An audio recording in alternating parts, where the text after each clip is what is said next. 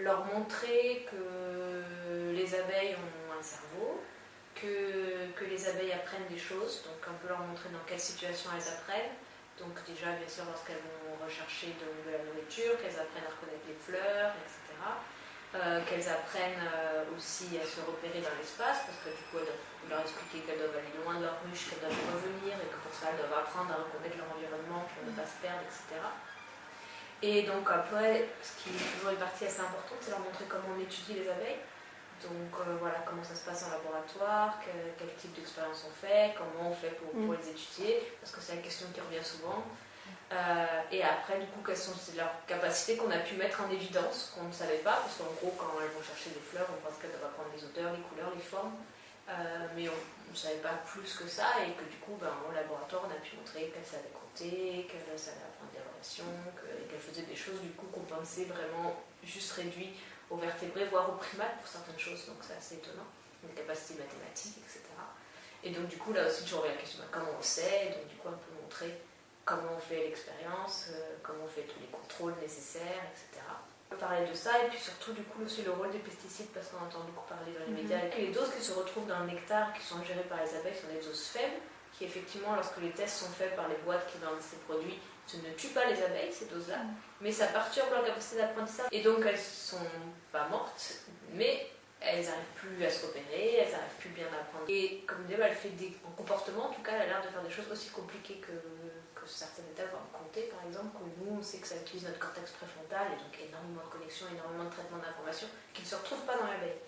Et que lorsque l'on fait des stimulations avec des réseaux de neurones par informatique, pour essayer de voir combien de neurones il faudrait pour faire ce genre de choses, et on n'arrive pas à faire rentrer ça dans le cerveau d'abeille. Donc du coup, elles ont trouvé une méthode plus efficace que notre cerveau.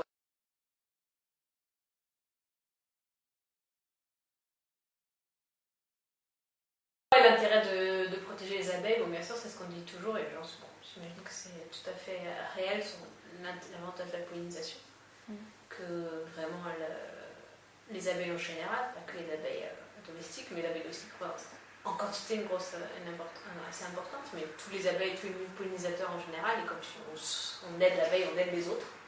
Du coup, en fait, il y a énormément de plantes qui dépendent de ces insectes pour être pollinisées, et du coup, arrêteraient de se reproduire sans les insectes. Donc on peut imaginer que comme pour la vanille, à la Réunion, on puisse manuellement aller le faire, et c'est ce qui se passe déjà en Chine, vous avez peut-être déjà entendu ça, mais en Chine, tous les pommiers, etc., ils ont pu, comme à certains endroits des problèmes de pollution énormes, ils sont plus assez pollinisateurs. Donc les gens montent dans les arbres, et feuille par feuille, vont polliniser ça. Puis qu'on mange tous les légumes, les tomates, etc., ont besoin de cette pollinisation-là. Donc il y a l'aspect plus empathique de se dire, voilà, on a envie de garder une nature florissante et que c'est un bon indicateur. Voilà, l'avantage de l'abeille, c'est qu'on a un bon indicateur de sa survie grâce au monde apicole,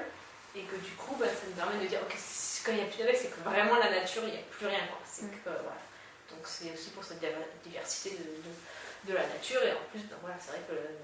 les abeilles, elles sont attachantes, au moins quand on les étudie, parce qu'on voit que justement, voilà, elles sont dans la tête, elles sont libres. Et il y a énormément de choses à en tirer, parce que, bien sûr, on n'a parlé que de leur intelligence en termes de vision, mais bon, il y a toute l'histoire de leur communication, de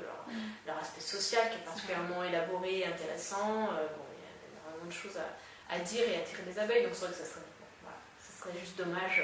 de perdre ce genre d'animaux qui est entre guillemets irremplaçable, parce qu'il n'y a pas d'autres animaux sur Terre qui ont le même genre de système.